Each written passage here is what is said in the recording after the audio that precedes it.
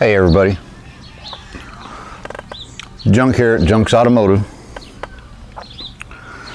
Got some stuff going on. It's awful hot in that barn, and the 7-year-old, she has a friend over and they're playing in the pool, having a blast. The neighbors, they got a pool, they're having a good time, and there's a party across the road there. A bunch of kids having a good time. You know, summer vacation, that's what they should be doing. That's what life's about for them right now. I still tend to worry about them a little bit,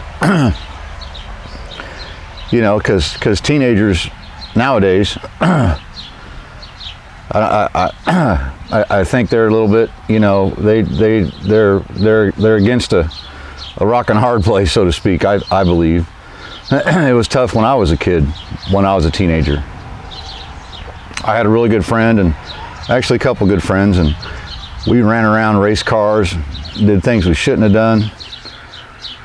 You know, a drop of a hat, if we saw one of our buddies, you know, up behind the car pointing at that car, we wouldn't even bother asking why. We knew it was on. You know, we're chasing that guy down, we're going to block him in the middle of the interstate and slow down to 20 miles an hour, pass people on the shoulder, you know, go to parties we shouldn't have been to, and, you know, who knows, other things that we shouldn't have done, you know, and I don't condone any of that, you know, for sure, because there's kids that's died because of stuff like that. But this really good buddy of mine, and we're still close friends. He's like a brother to me.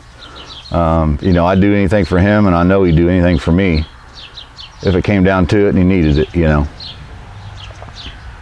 It's kids nowadays, it's things are different, you know, and well, I've talked about it before, they're real good at this, you know.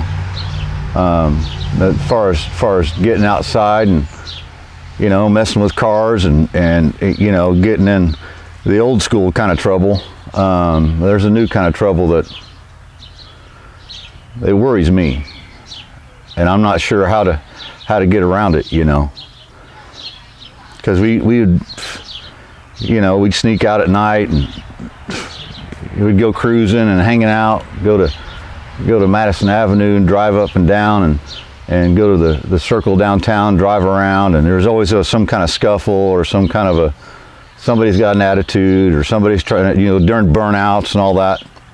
Hell, we do burnouts trying to push our buddies into the train while we're waiting for the train to go by. You know, I just thought it was the funniest thing in the world. And it was cool. You know, but kids they're not into that stuff. And I guess it's good that they're not, but, you know, they're into other things, you know. There's stuff going around, and, you know, this really good friend of mine, I and my girlfriend in high school at the time, we were both friends with each other, so we thought, hey, perfect match. We'll put them together, you know, and you know, it stuck. I think that first date, they didn't speak one word to each other, but they're still together. They're some of the best people in this world. And a little more than a year ago, my buddy had lost his son. There was a thing going around school where they would take these pills, and they thought they were horse tranquilizers. Or some lowlife was making these pills, giving them to his son to take to school and sell. Well, he was making his own pills and lacing them with fentanyl. So what do you think happened next? You know, he didn't make it. I can't imagine what this is like for them to go through. And I know how it makes me feel. They did find that guy. They tracked him down and figured out what was going on, and he wasn't the only one that passed away. There was another one, I think maybe two more. You know, let's just hope that guy never gets out. That'd be the best thing for him. But you know, we So I worry about my 7-year-old. How do I keep that from happening? You know, I can't keep her from going out and exploring the world, exploring things, because that's what I did. And that's what my buddy did. He didn't think much about it, you know. Probably the best dad that I know. He's a better dad than I am, and it happened to his son. I think us as our generation, you know, dads. I've talked about dads before. Talked about kids and apprentices and all that. We've got to come up with something. And I was just thinking about my little one out there playing in the pool, having a blast, having a good time, and I thought, man, there's so much that she's going to run into that she has no clue, you know. But we got to find a way. We have to. Nobody should lose their kid.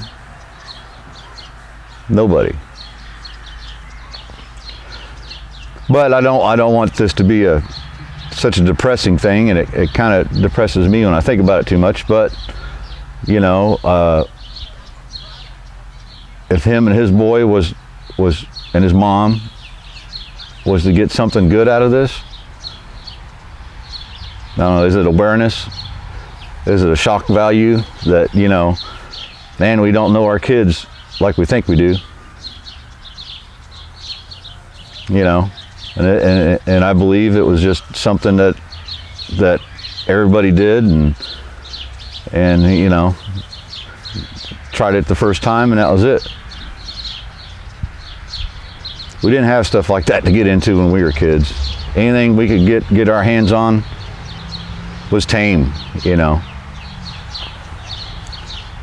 We've got to let's get together. Let's figure out a way to do something, or change the way that we think about our kids.